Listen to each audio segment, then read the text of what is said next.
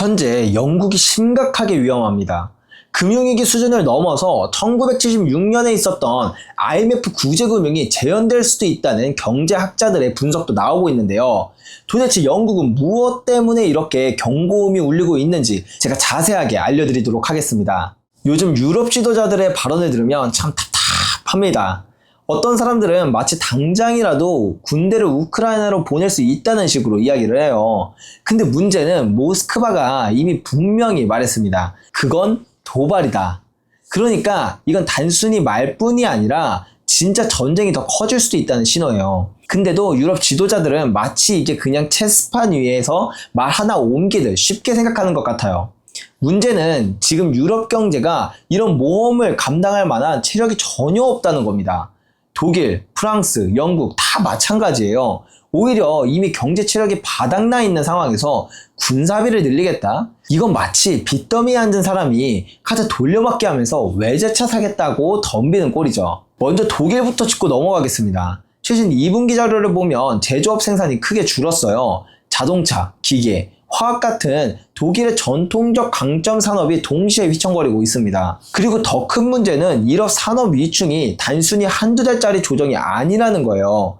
이미 몇 년 전부터 중국과의 경쟁, 미국과의 무역 갈등, 에너지 위기 등이 겹치면서 독일 산업은 장기 침체 구도에 들어가고 있습니다. 이번 데이터는 그저 그 사실을 확인시켜준 것 뿐이죠. 그런데 총리 마르스는 뭐라고 합니까? 사회복지 지출을 줄이겠다고 하면서도 군대 보낼 준비가 되어 있다고 말합니다. 저는 이걸 들으면서 솔직히 좀 어이가 없었거든요.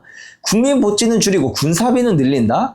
이건 전형적인 정치적 쇼잉이에요. 일단 이제 영국으로 와봅시다. 스타머 총리가 이끄는 영국 경제도 상황이 좋지가 않습니다. 근데 스타머는 또 우크라이나 군사 개입을 적극적으로 지지하고 있죠. 둘 다 정치적 쇼일 뿐인데 그럼 이게 왜 문제냐? 이런 생각을 하실 수도 있는데요. 영국은 지금 자체 경제 문제로도 벅찬 상황이거든요. GDP는 사실상 정체 상태, 물가는 고공행진, 소비는 위축, 일자리는 줄고 있습니다. 그런데도 지도자가 관심 있는 건 군사모함이라는 거죠. 여러분, 이건 사실 영국만의 문제가 아닙니다. 유럽 전반에 정치가들이 공통적으로 갖고 있는 병폐예요. 국내 구조적 문제는 뒤로 미루고 군사적 모험으로 정치적 지지율을 끌어올리려는 시도. 그런데 그 대가는 누가 치르냐? 바로 국민들입니다. 지금 영국 경제는 말 그대로 칼날 위에 서 있는 고개사 같아요. 어디로 조금만 삐끗해도 바로 떨어지는 겁니다. 최근 모닝스타의 분석 기사도 보니까 영국 투자자들이 점점 더 불안해하고 있다고 해요. 그 이유는 단순합니다. 물가가 떨어질 기미가 안 보이고 실업률은 오르고 소비 지출은 줄고 있기 때문입니다. 그러니 질문이 쏟아지는 거죠. 영국 경기 침체 가는 거 아니야? 그렇다면 얼마나 심각해질까? 데이터를 한번 보겠습니다. 영국 통계청 발표에 따르면 4월과 5월 연속으로 GDP가 마이너스였습니다. 5월 수치는 마이너스 0.1%. 작아 보이죠? 하지만 중요한 건 추세입니다. 2개월 연속 마이너스라면 그 뒤엔 더 큰 위축이 올 가능성이 높아요. 재무장관 레이첼 리버스조차도 이걸 포장하지 못했습니다.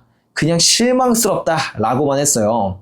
사실상 GDP는 플레이트 라인, 그러니까 거의 정지 상태라는 겁니다. 1분기에는 0.7% 성장률이 나왔지만 2분기는 간신히 마이너스를 피할까 말까 수준이에요. 기술적으로 경기 침체라는 단어를 쓰지 않아도 이미 사람들은 침체를 체감하고 있습니다. 물가도 문제예요. 공식 인플레이션율은 3.6%, 영란은행 목표치인 2%를 훨씬 웃돕니다. 에이, 그래도 2022년에 두 자릿수였던 거에 비하면 많이 내려왔잖아. 한잔해!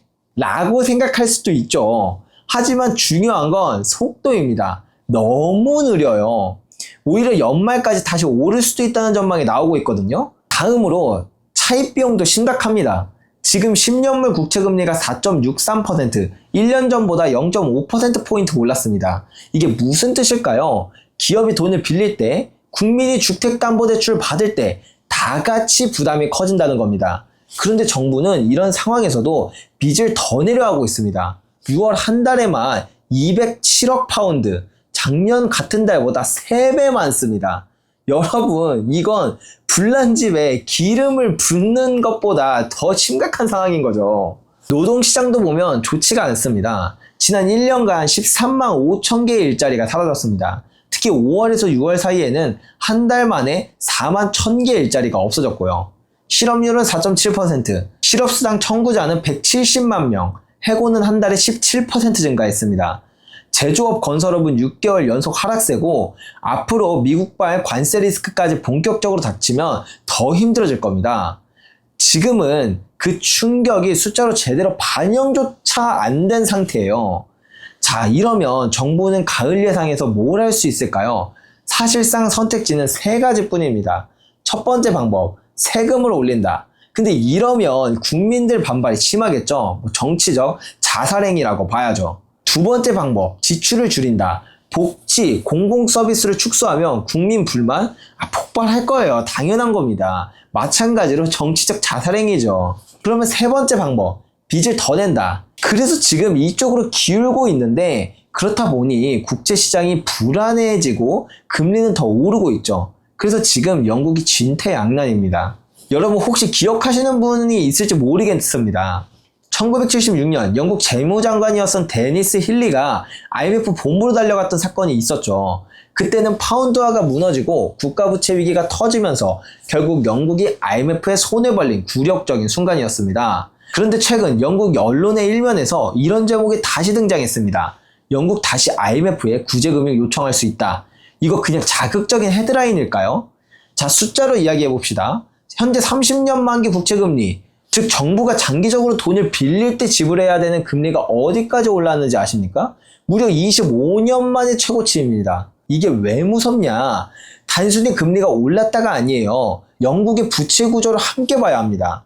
1976년에 국채금리가 이 수준이었을 때 영국의 부채 비율은 GDP 대비 36%였거든요. 그런데 지금은 얼마일까요? 100%입니다. 여러분, 이 차이가 무슨 의미인지 아시겠나요?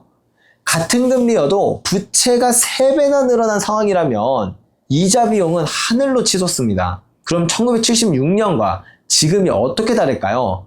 그때는 환율이 폭락했는데 파운드화가 달러 대비해서 260에서 160까지 떨어졌어요. 하지만 지금은 환율이 상대적으로 안정적이지만 금리와 차입 비용이 폭탄처럼 불어나고 있습니다.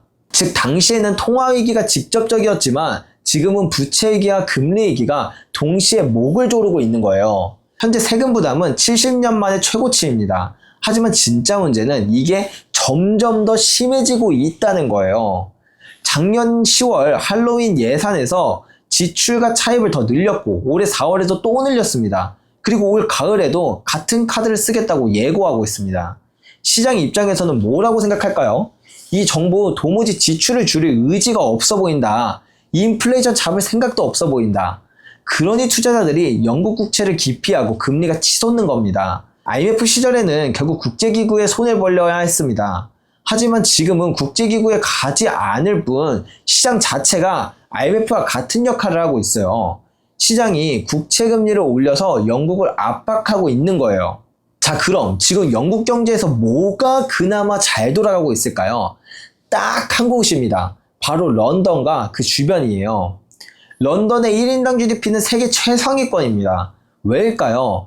런던은 세계 2위 금융 중심지이기 때문이에요. 뉴욕 그 바로 다음이죠.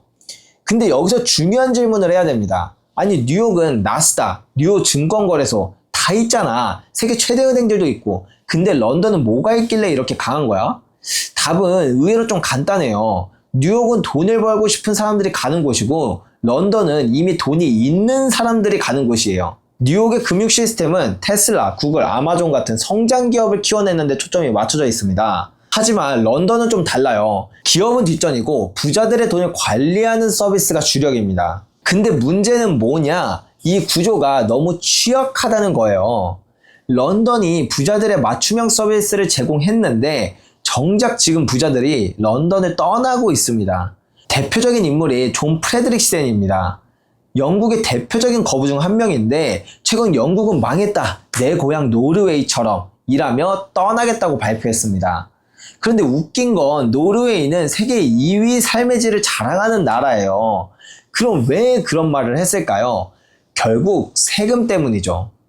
헨리 앤 파트너스라는 국제 로펌 조사에 따르면 지금 영국은 중국보다 더 많은 부자들을 잃고 있습니다. 인구는 중국의 13분의 1밖에 안 되는데도 말이죠. 그들이 그러면 어디로 가고 있냐? 압도적으로 아랍에미레이트로 가고 있어요. 이유는 아주 단순해요. 세금이 낮고 똑같이 국제 서비스를 다 갖춰져 있으니까요.